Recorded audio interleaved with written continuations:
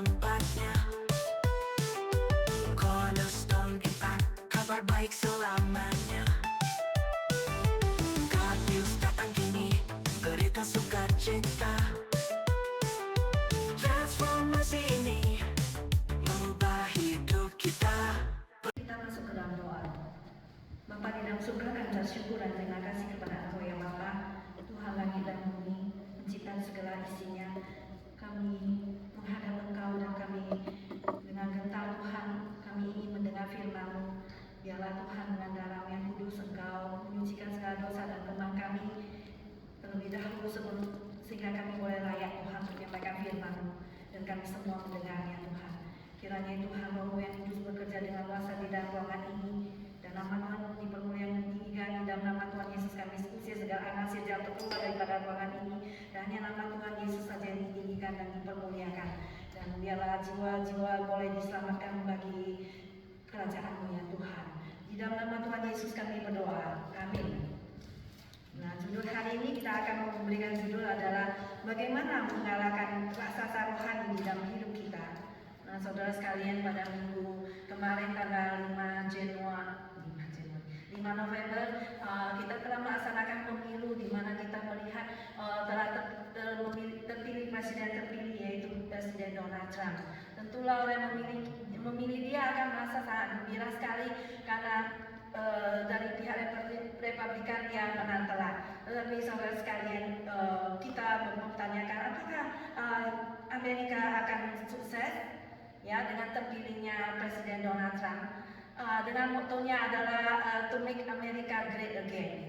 Nah, dengan permasalahan daripada negara Amerika yang begitu banyak, masalah border, masalah daripada imigrasi, masalah homeless yang begitu banyak ya di San Francisco, dan juga masalah ekonomi ya dengan inflasi, membeli makanan semua bertambah naik, dan juga masalah daripada gender ya, yaitu perkawinan sesama jenis.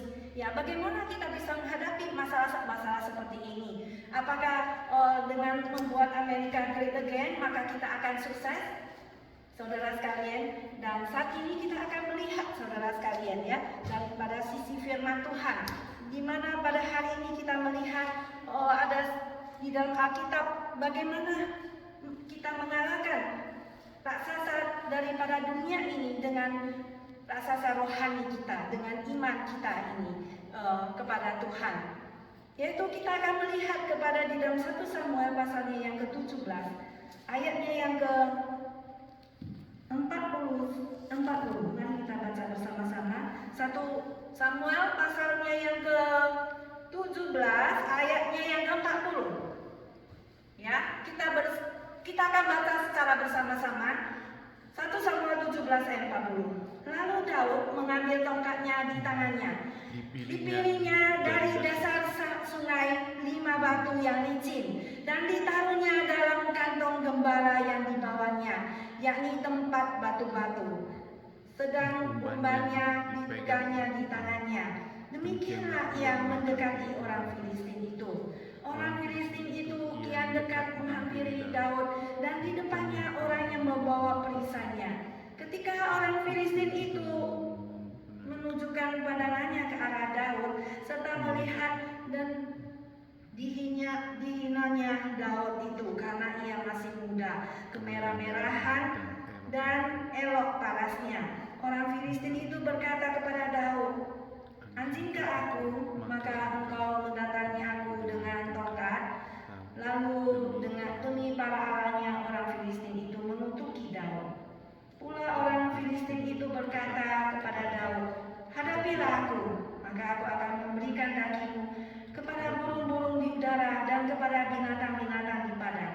Tetapi Daud berkata kepada orang Filistin itu, "Engkau mendatangi aku dengan pedang dan tombak dan lembing, tetapi aku mendatangi engkau dengan nama Tuhan semesta alam, Allah segala barisan Israel yang kau tantang itu. Hari ini juga Tuhan akan menyerahkan engkau ke dalam tanganku, dan aku akan mengalahkan engkau dan memegang kepalamu dari tubuhmu. Hari ini juga aku akan memberikan mayatmu dan mayat tentara orang Filistin kepada burung-burung di udara dan kepada binatang-binatang dunia supaya seluruh bumi tahu bahwa Israel mempunyai Allah. Dan supaya segenap jemaah ini tahu bahwa Tuhan menyelamatkan bukan dengan pedang dan bukan dengan lembing, sebab di tangan Tuhanlah pertempuran, dan Ia pun menyerahkan kamu ke dalam tangan kami. Ketika orang Filistin itu bergerak maju untuk menemui Daud, maka segeralah Daud berlari ke barisan musuh untuk menemui orang Filistin itu. Lalu Daud memasukkan tangannya dalam kantungnya, diambilnyalah sebuah batu dari dalamnya, diumbannya, maka kenalah dahi orang Filistin itu, sehingga batu itu terbenam ke dalam dahinya, dan terjerumuslah ia dengan mukanya ke tanah. Demikianlah Daud mengalahkan orang Filistin itu dengan umban dan batu. Ia mengalahkan orang Filistin itu dan membunuhnya tanpa pedang di tangan. Daud berlari mendapatkan orang Filistin itu, lalu berdiri di sebelahnya, diambilnyalah pedangnya, dihunusnya dari sarungnya, lalu menghabisi dia, dipancungnyalah kepalanya dengan pedang itu. Ketika orang-orang Filistin melihat bahwa pahlawan mereka telah mati, maka larilah mereka. Maka bangkitlah orang-orang Israel dari Yehuda dan Yehuda. Mereka bersorak-sorak lalu mengejar orang-orang Filistin sampai dekat Gad dan sampai pintu gerbang Ekron. Dan orang-orang yang terbunuh dari orang Filistin bergelimpangan di jalan ke Saaraim sampai Gad dan sampai Ekron. Kemudian pulanglah orang Israel dari pemburuan hebat atas orang Filistin, lalu menjala perkemahan mereka. Dan Daud mengambil kepala orang Filistin yang dipancungnya itu dan membawanya ke Yerusalem, tetapi senjata-senjata orang itu ditaruhnya dalam kemahnya. Nah, saudara sekalian, inilah kisah daripada Daud mengalahkan Goliat. Kita melihat bahwasanya Daud mengalahkan Goliat. Pertama, dia membela umat Allah yang sedang ditantang oleh orang Filistin ini. Ayat ke-26b, ya. Kita harus concern, ya, be concerned about the reputation of God's people for the sake of God's name. Jadi kita melihat pasal 17 ayatnya yang ke-26b, di mana pada waktu itu Daud, ya, kita melihat Daud disuruh oleh bapaknya untuk membawa makanan membawa roti, membawa gandum kepada kakaknya yang pada waktu itu sedang menjadi tentara di barisan Israel yang sedang akan berperang dengan orang Filistin pada waktu itu. Kita melihat bahwa ada seorang tokoh pendekar yang bernama Goliat, tentara orang Filistin yang tingginya dan mencapai 6 hasta sejengkal, yang sama dengan 9 feet 9 inches atau 3 meter tingginya. Dan dia juga pakai helm atau ketopong tembaga dan juga memakai baju jira yang bersisik. Berat jubahnya 5 ons sikal tembaga. Dia itu memakai penutup kaki dari tembaga, dan di bahunya ia memanggul lembing tembaga. Gagang tombaknya seperti pesa tukang tenun, dan mata tombaknya itu 600 sikal besi tembaga. Dan ada orang membawa perisai berjalan di depannya.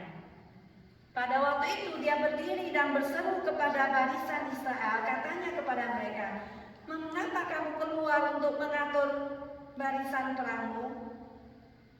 Keluarlah dan hadapilah seorang demi seorang, satu orang lawan satu orang. Kalau orang itu bisa mengalahkan aku, maka orang Filistin itu akan menjadi budakmu. Tetapi jika aku dapat mengalahkan orang itu, maka orang Israel yang akan menjadi hamba orang Filistin."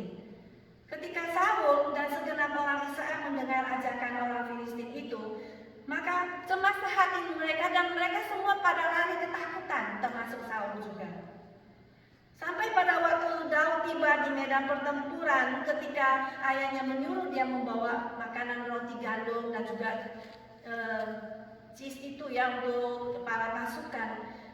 Maka orang Filistin itu maju mendekat pada pagi hari, petang hari sampai 40 hari lamanya, dan Daud menanyakan kakaknya itu apakah mereka itu baik-baik saja, dan dia berbicara kepada kakaknya itu. Sedang dia berbicara, dia melihat Goliat yang pada waktu itu mengucapkan kata-kata yang sama menentang orang Israel. Dan kita melihat ketika orang-orang Israel melihat Goliat, larilah mereka dan sangat ketakutan. Berkatalah orang-orang Israel itu, sudahkah kamu lihat orang yang maju itu? Sesungguhnya ia maju untuk mencemoohkan orang Israel. Ayat 26, lalu berkatalah Daud kepada orang-orang yang berdiri di dekatnya, apakah yang akan dilakukan kepada orang-orang yang mengalahkan orang Filistin itu dan yang menghindarkan keonaran daripada dia? Siapakah orang Filistin yang tak bersunat ini? Siapakah ia yang berani mencemooh barisan daripada Allah yang hidup? Jadi orang Filistin ini menghina orang Israel daripada tentara itu sama dengan mencemooh daripada tentara-tentara daripada Allah yang hidup. Ayat ke-31, dengarlah kepada orang Filistin yang diucapkan oleh Daud, lalu diberitahukanlah kepada Saul. Ya, jadi terdengarlah perkataan daripada orang Israel ini lalu diberitakan kepada Saul yang pada waktu itu menjadi raja. Bahwasanya ya, lalu Saul menyuruh memanggil dia. Bertanyalah, lalu kemudian dikatakan kepada Daud ya pada waktu itu. Ya, pada waktu itu Daud berkata kepada Raja Saul, janganlah seseorang menjadi tawar hati karena dia. Hambamu ini akan pergi melawan orang Filistin itu. Jadi Saul dan tentaranya hanya peduli kepada nyawa mereka karena takut ya. Mereka tidak ada seorang pun yang berani berperang melawan Goliat yang tinggi besar itu. Mereka hanya peduli kepada nyawa mereka sendiri ya. Mereka tidak peduli kepada nama Tuhan ya, nama Tuhan itu dipermalukan.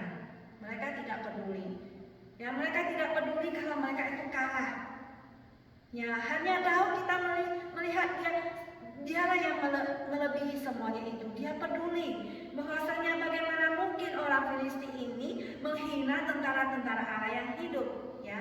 Daud melihat bahwa tentara daripada Allah yang hidup takut kepada seorang berdosa ya, takut kepada seorang yang tidak mengenal Tuhan, yaitu kepada orang Filistin ini, yaitu Goliat ini. Bahwa tentara-tentara Kristus ini tidak boleh takut kepada Goliat yang di dunia ini, bahwa raksasa-raksasa dunia ini tidak boleh menghina barisan tentara dan Allah yang hidup. Maka Daud ini berketetapan untuk fight ya dengan Goliat ini. Dia mau berperang maju ya, untuk berperang dengan dia, untuk dia boleh bertempur dengan Goliat.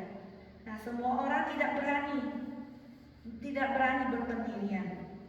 Mereka tidak ada seorang pun yang berdiri, tidak ada seorang pun yang berani menantang atau berdiri menghadapi Goliat. Tidak ada seorang pun yang berani bersuara. Mereka tidak apa-apa kalau pertempuran ini dikalahkan oleh Goliat. Mereka tidak peduli.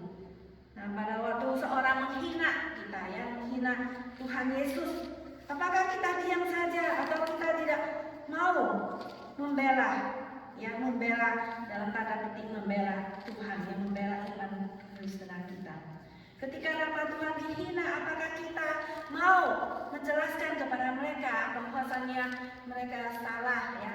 Mereka mempunyai mungkin pengertian tentang firman Tuhan, mereka salah. Kita harus menjawab mereka. Pada waktu kita tergoda untuk menyerah, pada waktu kita tidak memiliki tidak menjadi garam dan terang dunia. Ya, Yesus mengatakan engkau adalah terang dunia. Kota yang berdiri di atas gunung, bukit tidak akan tersembunyi. Orang tidak akan melihat pelita taruh di bawah gantang, tapi akan meletakkan di atas sehingga mereka mulai melihat terangmu yang bersinar dan bercahaya, dan mereka boleh memuliakan Bapa kita yang di surga. Jadi kita ini adalah terang dunia. Jadi kita tidak boleh tercampur dengan dunia ini. Kita harus terpisah. Ya, orang Kristen harus terpisah daripada dunia. Tapi juga dikatakan kamu adalah garam dunia. Garam itu adalah meresapi. Garam itu memberikan pengawetan. Garam ini memberikan penetrasi sehingga makanan tidak menjadi busuk. Makanan tidak menjadi basi. Tetapi garam itu akan memberi pengawetan. Dan itulah fungsi daripada orang Kristen di dunia, menjadi garam dan terang dunia, ya, menjadikan berkat bagi orang-orang di sekitar kita.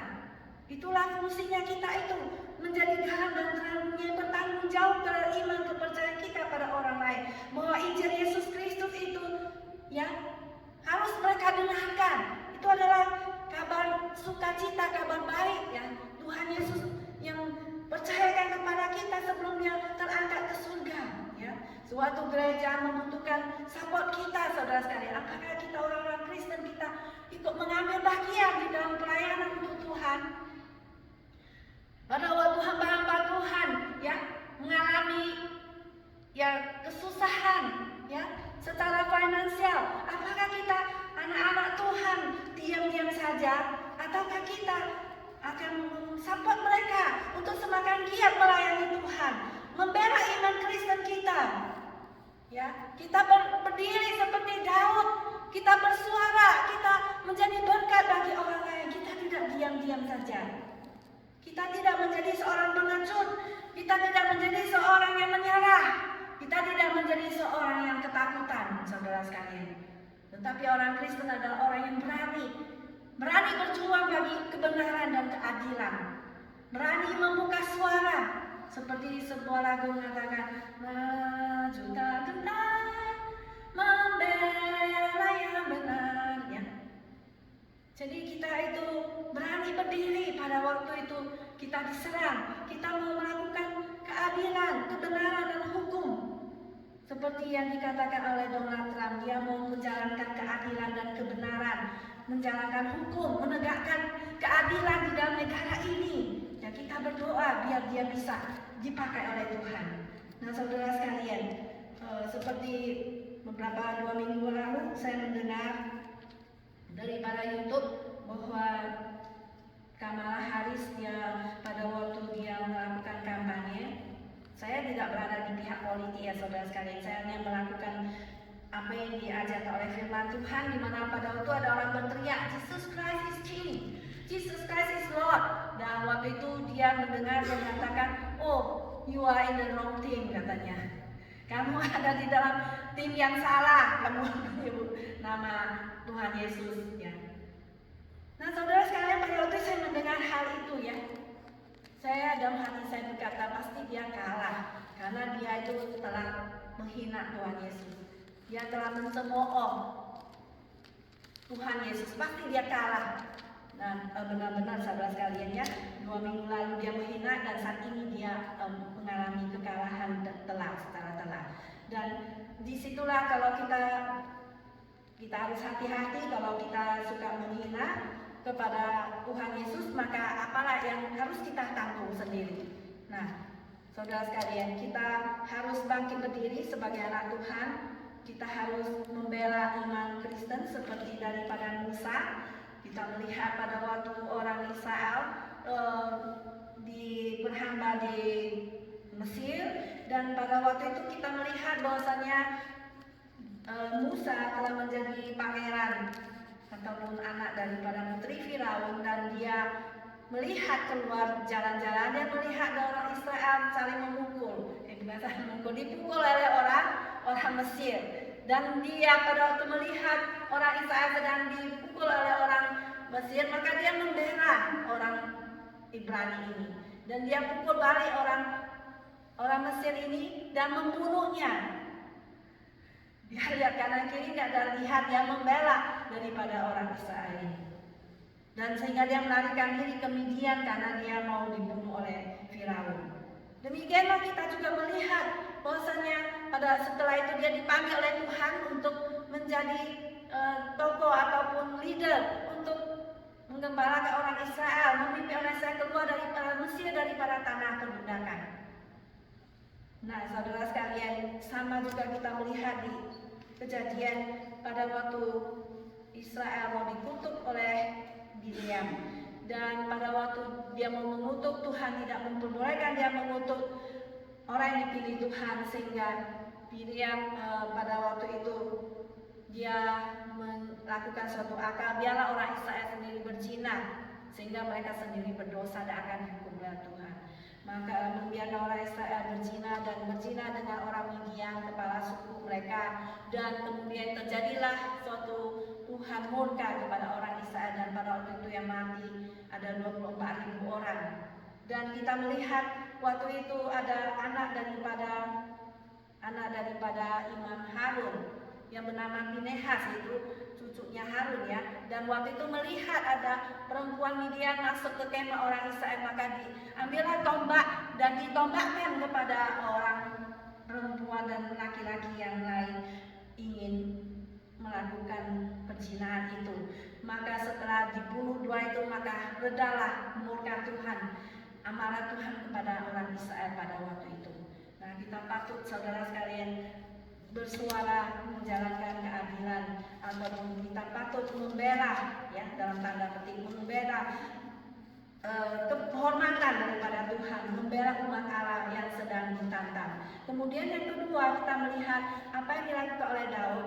Meskipun dihina, Daud tetap maju untuk berperang, ya, dia tidak mundur. Mari kita melihat kembali pasal 17 ayat ke-28. Pasal 17 ayat ke-28 judul berbunyi demikian. Ketika Eliab, kakaknya yang tertua, mendengar perkataan Daud kepada orang-orang itu, bangkitlah amarah Eliab kepada Daud sambil berkata, "Mengapa engkau datang? Dan pada siapakah kau tinggalkan kambing domba yang 2-3 ekor itu di padang gurun? Aku kenal sifat pemberanimu dan kejahatan hatimu. Engkau datang kemari dengan maksud melihat pertempuran." Tetapi jawab Daud, "Apa yang telah kuperbuat? Hanya bertanya saja." Lalu berpalinglah ia daripadanya kepada orang lain dan menanyakan yang sama, dan rakyat memberi jawab kepadanya seperti tadi. Maka ayat ke-31, terdengarlah kepada orang perkataan yang diucapkan oleh Daud, lalu diberitahukanlah kepada Saul, dan Saul menyuruh memanggil dia. Berkatalah Daud kepada Saul, "Janganlah seseorang menjadi tawar hati karena dia hambamu ini akan pergi melawan orang Filistin itu." Ya, tetapi Saul berkata pada Daud, "Tidak mungkin engkau dapat menghadapi orang Filistin itu untuk melawan dia, sebab engkau masih muda, dan dia sejak dari masa mudanya telah menjadi prajurit." Tetapi Daud berkata kepada Saul, "Hambamu ini biasa menggembalakan kambing domba ayahnya. Apabila datang singa atau beruang yang menerkam seekor domba dari kawanannya, maka aku mengejarnya, menghajarnya dan melepaskan domba itu dari mulutnya. Kemudian apabila ia berdiri menyerang aku, maka aku menangkap janggutnya lalu menghajarnya dan membunuhnya." Baik, ya, sampai di sini ya, sampai ayat 35. Kita melihat bahwa kakaknya itu ketika melihat Daud datang untuk kepo ya, untuk berperang melawan Goliat ya, tanya-tanya. Maka kita melihat bahwasannya Eliab itu seperti iri hati ya, memandang rendah kepada Daud. Dia berkata, "Kamu ngapain datang ke sini? Di mana itu kawanan domba bapakmu itu kamu jaga? Kamu tinggalkan di padang gurun, kamu pulang saja. Kenapa kamu datang ke sini? Oh, kamu anak kecil. Ya, aku tahu kamu itu pemberani. Kamu ini datang untuk melihat pertempuran." Padahal dia tahu ya, adiknya itu pemberani. Dia datang untuk bertempur melawan Goliat, dan pasti dia akan menang. Dan kakaknya ini dia menghina adiknya, dia merasa iri daripada Daud ini. Kita tahu bahwasanya Daud ini dia masih muda, ya, dan dia seorang yang dikatakan dia itu seorang yang rajin, ya, menggembalakan kambing domba ayahnya. Dia seorang yang patuh. Dia juga seorang yang diurapi oleh Saul menjadi raja waktu dia masih muda. Yang pada waktu itu dia adalah anak daripada Isai, ya, kita tahu. Dimana pada waktu itu dia mau Isai, yaitu Samuel, datang ke rumahnya Isai untuk mencari siapa yang akan Tuhan bilang mau menggantikan Saul, ya, mencari seorang raja di rumahnya Isai, ya, akan diurapi menjadi raja. Dan ada kakaknya semua keluar, ya, keluar rajanya, kakaknya tinggi-tinggi, ganteng-ganteng. Tuhan bilang, loh, kenapa bukan ini yang saya pilih, ya. Terus keluar lagi yang ganteng, yang kedua kakaknya.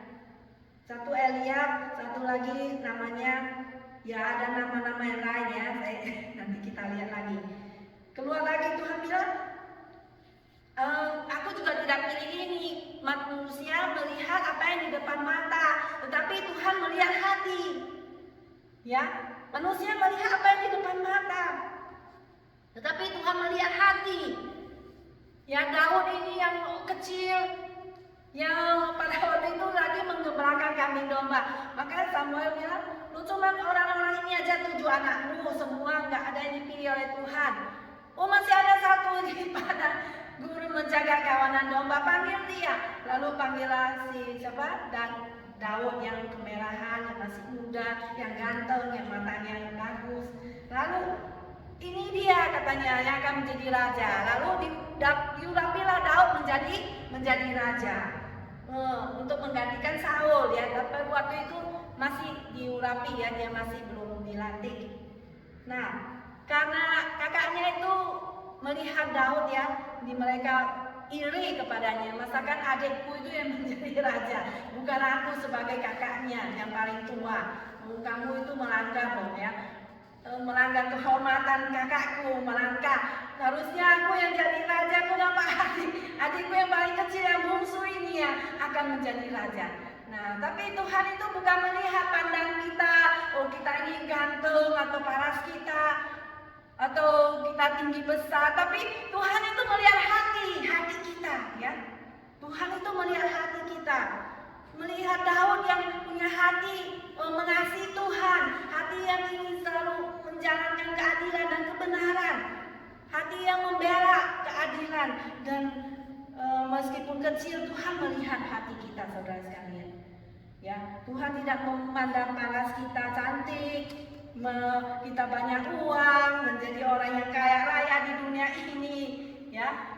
Tapi Tuhan melihat hati kita. Nah, ini yang membuat kita ketakutan, ya, kita ketakutan. Tuhan melihat hati kita, ya. Itulah yang pada waktu ini dialami oleh dunia ini, ya. Bukan yang dirubah itu finansialnya, dirubahnya itu apa? Keenakannya supaya lebih mewah, ya, supaya Amerika ini lebih mewah, bukan. Tapi hati kita harus dirubah apa? Dirubah mulai dari diri kita dulu, ya, dirubah oleh Injil Yesus Kristus, ya. Kita harus memberitakan setiap orang Kristen, ya, kita harus keluar, kita harus tampil beda, kita harus berbeda daripada dunia ini, ya. Jangan kamu menjadi serupa dengan dunia, tapi berubahlah oleh pembaharuan budimu, sehingga kamu bisa membedakan mana yang baik, apa yang berkenan pada Allah dan yang sempurna. Kita harus berubah, ya, mulai dari diri kita sendiri, ya. Meskipun kita itu dihina, ya, diejek, ya, seperti kita melihat, ya, Donald Trump itu dia katakan bahwasanya Tuhan menyelamatkan dia dari 2 kali pembunuhan, ya. Pasti ada maksud Tuhan, di mana dia sudah pernah dijerat untuk masuk penjara, seorang kriminal Feromi yang bisa jadi presiden, yang pada waktu itu dia harus masuk ke kot sampai lama. Dia juga dibilangi dia adalah penjajah atau apa, ya, dikatakannya. Tetapi kita melihat dia tidak putus asa, meskipun dia sudah ditembak dunia, ya. Dia terus maju aja, dan dia mengatakan Tuhan menyelamatkan dia for a reason. God save me for a reason. Yaitu apa? Untuk dia mengatakan untuk save this country, untuk menyelamatkan, ya, menyelamatkan negara ini. Untuk apa lagi? Untuk dia boleh membuat greatness, ya, kembalikan kebesaran daripada negara ini. Jadi apalagi dia mau untuk menjalankan misi daripada negara ini, ya. Jadi bukan kita itu doakan dia tidak menjalankan keadilan apapun, membuat negara great again, negara Amerika untuk diri sendiri, ya. Kalau kita menjalankan semua untuk diri sendiri, kemakmuran diri sendiri, pasti kita gagal, ya. Tapi kita mau melaksanakan keadilan kebenaran untuk menjadi berkat, ya, berkat bagi bangsa-bangsa lain, ya, menjadi penunjuk bagi bangsa lain, menjadi contoh, menjadi berkat, ya.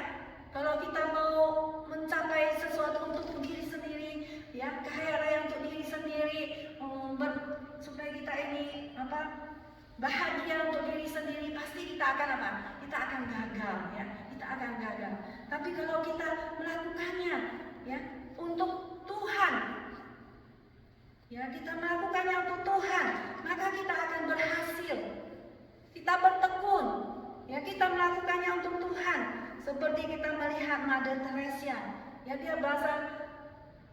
dia seorang yang berasal dari keluarga yang kaya, tapi dia kemudian membentuk 12 orang untuk melakukan suatu misi. Dia pergi ke Kalkuta, dia seorang guru dan mengajar di sana, tapi kemudian dia melihat kemiskinan, dia melihat penyakit, dia melihat orang yang makan obat-obatan di mana-mana, kriminal dan sebagainya. Akhirnya dia kemudian bertekad untuk melayani orang-orang yang sakit di Kalkuta, melayani, membersihkan kotoran, membersihkan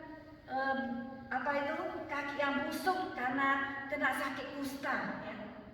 Ya, Pak Som minggu lalu bilang ada sakit kusta punya, dan kaki yang bau busuk dia bersihin.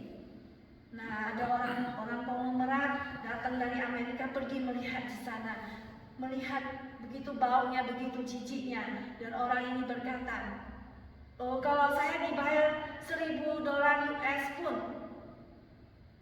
saya tidak akan melakukan pekerjaan ini.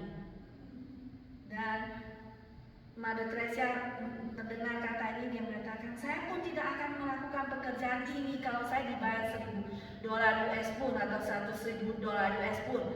Saya tidak akan melakukannya meski dibayar. Kan saya melakukannya untuk Tuhan Yesus. Ya, Yesus berkata, kalau engkau melakukan semuanya salah satu pada orang kecil ini, kamu telah melakukannya untuk aku. Kamu pergi besuk orang penjara, orang yang sakit, orang yang menderita, engkau telah melakukannya untuk aku. Nanti kalau saudara sekalian kita melakukan segala sesuatu untuk Tuhan, untuk memuliakan nama Tuhan, kita melakukannya untuk Tuhan Yesus yang begitu mengasihi kita, yang telah berkorban mati bagi kita, maka kita mau melakukan hal yang sulit apapun kalau Tuhan panggil kita untuk melakukannya. Melayani Tuhan di gereja, kita mau melakukannya. Meskipun hal itu sulit, ya, termasuk memasak di dapur, sulit ya? Sulit, saudara sekalian, ya kan? Kita harus membelinya, memasaknya, kita harus membersihkannya, setelah itu kita harus bersih dapur kita, mencuci, mengepel lantai. Itu tidak barang yang murah, bukan hal yang mudah, tetapi kita melakukannya demi untuk Tuhan, untuk kemuliaan bagi nama Tuhan, saudara sekalian. Maka kita tetap setia, maka kita akan berhasil, maka kita akan bertahan, saudara sekalian. Meskipun kita dihina, meskipun kita ingin, ya, seperti Trump, dia ditembak kepala, dia punya kena telinganya, dan dia tidak mati karena Tuhan masih ingin memakai dia. Meskipun kita dianggap remeh mungkin, meskipun kita tidak diberi gaji, kita tetap melakukannya untuk Tuhan Yesus. Meskipun kita orang iri hati kepada kita Kita tetap bertahan seperti Daud yang berkata kepada Raja Saul, "Janganlah kamu menjadi tawar hati karena orang ini. Janganlah seseorang ini menjadi tawar hati. Hambamu ini akan pergi melawan orang Filistin itu. Dia akan pergi, Daud mengabaikan kritikan, Daud mengabaikan discouragement, Daud mengabaikan kritikan dari kakaknya itu yang menyuruh dia pulang, yang menganggap hina dia, tapi dia terus berjalan. Orang yang menantang dia tidak anggap, dia mengabaikannya, dan dia tidak mau menunggu lebih lama lagi. Dia tahu bahwa dia pasti akan menang. Terus melakukan apa yang benar. Engkau telah menyenangkan hati Tuhan. Meskipun kadang kita berpikir percuma lah menolong orang ini pun tidak mengucapkan terima kasih pada kita. Tetapi meskipun orang ini tidak bersyukur, berterima kasih, tetaplah melakukan kebenaran, saudara sekalian. Itulah Tuhan memakai kita untuk melakukan hal-hal yang benar, untuk terus berbuat baik, untuk menjadi seorang yang mengubah dunia ini mulai dari diri kita sendiri. The power of one person, kayak Daud ini. Dia sendiri yang pergi membela bangsa Israel. Nah, kita melihat di sini Daud, ya, dia tetap maju. Dia tidak mundur untuk berperang melawan Goliat. Sesuai dengan panggilan Tuhan kepada dia, dia tidak mundur dan dia berani untuk melawan Goliat ini. Meskipun ada kritikan, meskipun ada mengatakan, "Oh enggak bisa lah, kamu itu masih kecil, pakai baju perang dong, ya, pakai dong baju ini, pakai dong ketopong ininya, pakai helm ya, helmet ini, pakai senjata dong, pakai ini semua yang." Daud mengatakan, "Ini terlalu berat bagiku, aku tidak mau pakai ini. Biasanya aku pergi berperang melawan singa, melawan beruang." Ya, kalau kita melihat di Amerika, dia beruang aja kita takut, ya kan? Tapi dia begitu besar, dia mempunyai tenaga yang begitu besar, dia bisa dengan tangannya sendiri melawan beruang dan dia menang. Dengan tangannya sendiri dia berani melawan singa. Ya, biasanya kita kan takut udah diterkam sama singa, ya. Tapi dia bisa bertempur melawan singa itu dan dia menang. Karena dia mau membela domba yang dia jaga itu. Nah, saudara sekalian, marilah kita sekalian tetap maju, tetap tidak menyerah, tetap kita melakukan pekerjaan penginjilan. Tuhan telah menebus kita orang-orang berdosa. Tuhan Yesus telah mati dan bangkit dan menyelamatkan kita, memberikan kita hidup yang kekal, akan mengubah dunia ini. Dan Tuhan Yesus yang telah mengubah juga hidup saya dan juga kita semua, dia akan juga mengubah orang-orang lain. Meskipun kita kecil, meskipun kita adalah hanya ibu-ibu saja, orang-orang tua saja, kita jangan menghina diri. Tuhan bisa memakai kita kemanapun Tuhan suruh kita pergi. Mari kita menjadi berkat bagi orang lain, seperti Mother Teresa ini juga, ataupun bagi orang-orang lain juga, yang kita tidak menjadi tawar hati dan kecewa, tapi kita terus maju bersama dengan Tuhan Yesus yang telah menang.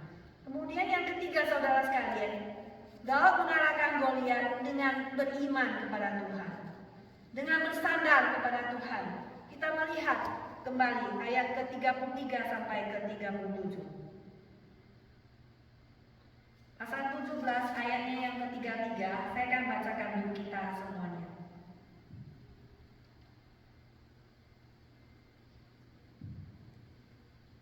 Tetapi Saul berkata kepada Daud, "Tidak mungkin engkau dapat menghadapi orang Filistin itu untuk melawan dia, sebab engkau masih muda, sedang dia sejak dari masa mudanya telah menjadi prajurit." Tetapi Daud berkata kepada Saul, "Hambamu ini biasa menggembalakan kambing domba ayahnya. Apabila datang singa atau beruang yang menerkam seekor domba dari kawannya, maka aku mengejarnya, menghajarnya dan melepaskan domba itu dari mulutnya. Kemudian apabila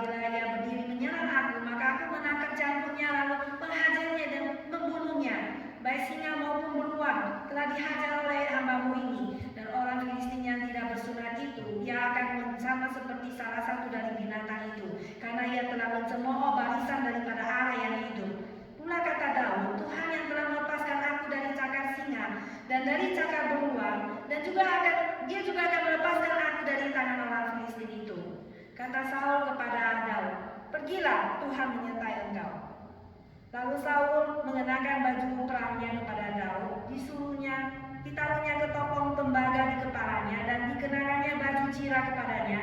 Lalu Daud mengikatkan pedangnya di luar baju perangnya, kemudian ia berikhtiar berjalan, sebab belum pernah dicobanya. Maka berkatalah Daud kepada Saul, aku tidak dapat berjalan dengan memakai ini, sebab belum pernah aku mencobanya. Kemudian ia menanggalkannya.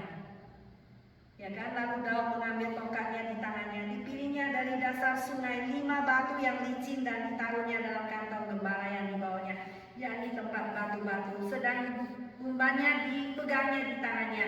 Demikianlah yang mendekati orang Filistin itu.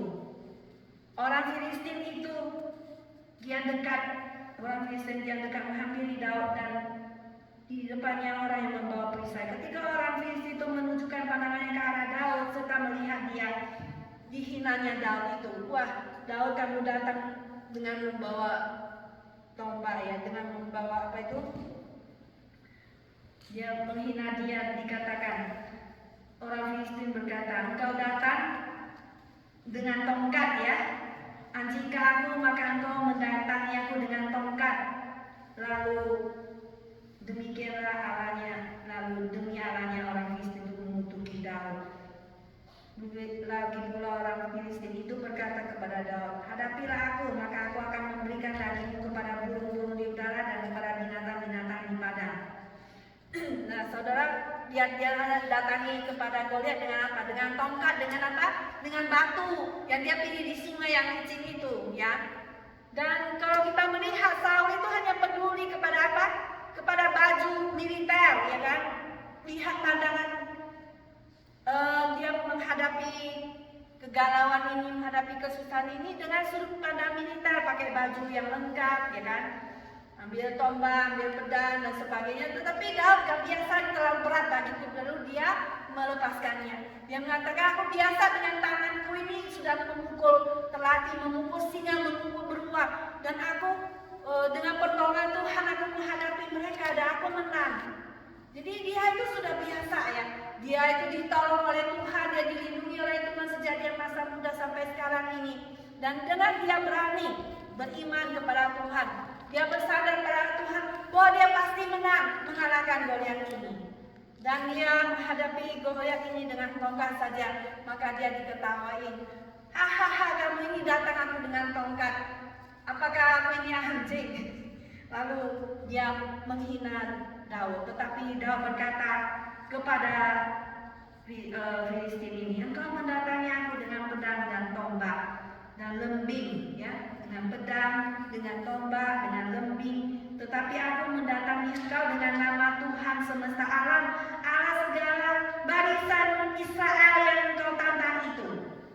Hari ini juga Tuhan akan menyerahkan engkau ke dalam tanganku, dan aku akan mengalahkan engkau dan memenggal kepalamu dari tubuhmu. Hari ini juga aku akan memberikan mayatmu dan mayat tentara orang Filistin kepada burung-burung di udara dan kepada binatang-binatang liar, supaya seluruh bumi tahu bahwa Israel mempunyai Allah, dan supaya segera jemaah ini tahu bahwa Tuhan menyelamatkan bukan dengan pedang dan bukan dengan lembing, sebab di tangan Tuhanlah pertempuran, dan Ia pun menyerahkan kamu ke dalam tangan kami. Nah, ini saya suka ya, ayat ke-47b, sebab di tangan Tuhanlah pertempuran.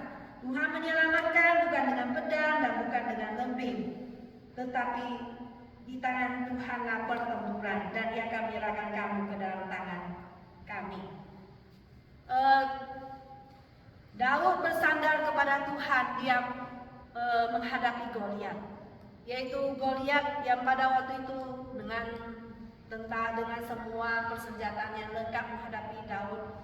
Daud cuma mengambil batu ya, batu yang kecil, dan juga dengan panahnya ya, panah. Lalu dipanahnya lah kepada kepala daripada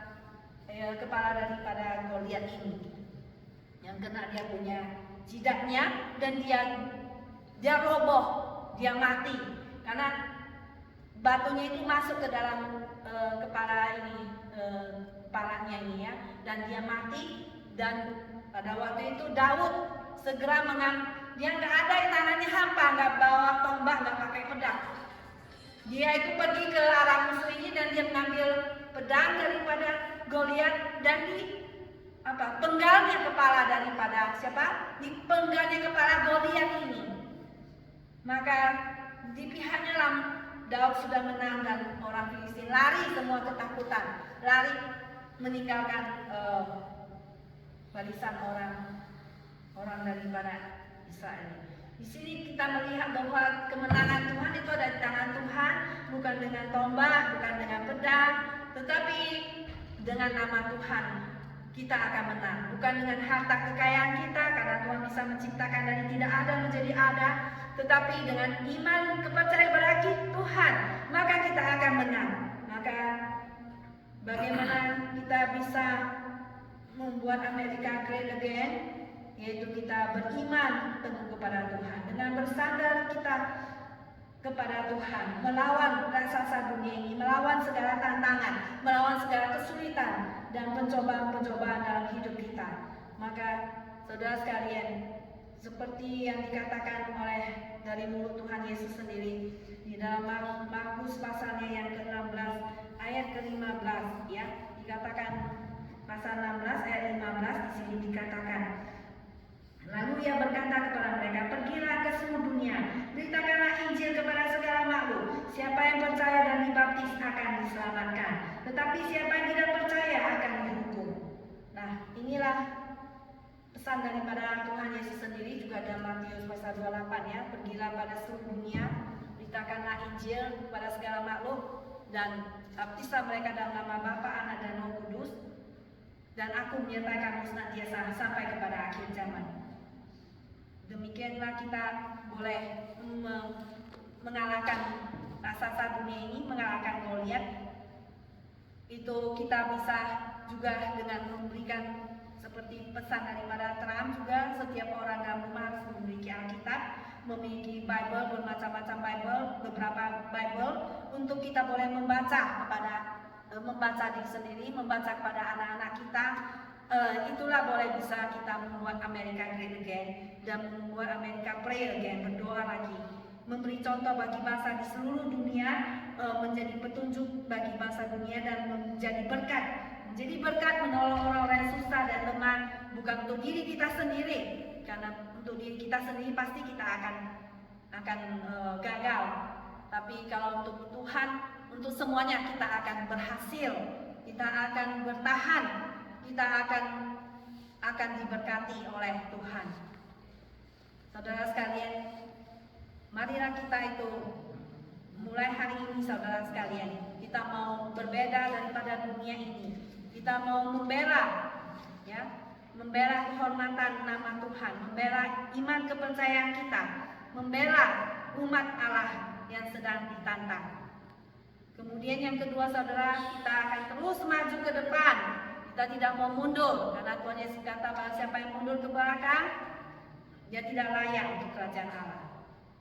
Kemudian yang ketiga adalah supaya kita mengalahkan Goliat dengan bersandar kepada Tuhan, dengan beriman kepada Tuhan, kita akan berhasil mengalahkan semua kejahatan dan mengalahkan semua hal yang tidak berkenan pada Tuhan yang menghambat daripada pertumbuhan, menghambat daripada berkat ya daripada Tuhan, menghambat daripada purpose yang Tuhan ingin berikan pada kita, tujuan ataupun kehendak Tuhan yang harus dicapai di dalam dunia ini, yang harus terlaksana. Amin semuanya. Mari kita masuk ke dalam doa. Bapa di dalam surga, kami mengucap syukur dan terima kasih padamu ya Tuhan, untuk firman Tuhan pada hari ini boleh sudah kami dengar, dan juga pada hamba-Mu ini ya Tuhan. Kiranya Tuhan, firman Tuhan ini tidak berlalu dengan sia-sia, dan biarlah Roh Kudus terus-menerus merenungkan di dalam hati dan pikiran kami, bahwa kami tidak boleh sama dengan dunia, bahwa kami berbeda Tuhan, bahwa kami harus Tuhan menjadi terang, dan dalam dunia kami bisa berbeda, kami harus terpisah Tuhan. daripada dunia ini, tapi kami juga harus menjadi berkat Tuhan bagi orang di sekitar kami, bagi orang yang susah, bagi orang-orang yang terlantar. Kami harus Tuhan memberitakan Injil keselamatan kepada mereka yang bisa mengubah hidup mereka. Ya Tuhan, dengarlah doa kami Bapa, karena hanya berkat-Mu sajalah yang akan mengubahkan hidup kami dan dunia ini. Tuhan, terima kasih Tuhan, biarlah Tuhan kami boleh bekerja sama untuk terus-menerus melakukan kebaikan, memperbaiki ya Tuhan, meskipun hanya satu, itulah adalah the power of one, mulai dari diri kita sendiri. Terima kasih Maka semua Tuhan tidak akan berlalu dengan sia-sia. Hanya dalam nama Tuhan Yesus kami berdoa. untuk kasih Amin. sayang-Mu, anugerah-Mu berlimpah dalam hidupku. Pemeliharaanmu nyata, perlindungan yang tiada henti. Kau selalu ada di setiap langkahku. Kau beri kesempatan untuk balas kasih-Mu. Terimalah persembahanku dengan hati tulus. Saat ku lemah dan jatuh, Kau hadir baru menguatkan rohku. Dalam gelap terang-Mu, kasih yang tak berujung selalu setia mendampingi di setiap jalan yang ku tempuh. Tuhan, ku kan selalu memuji.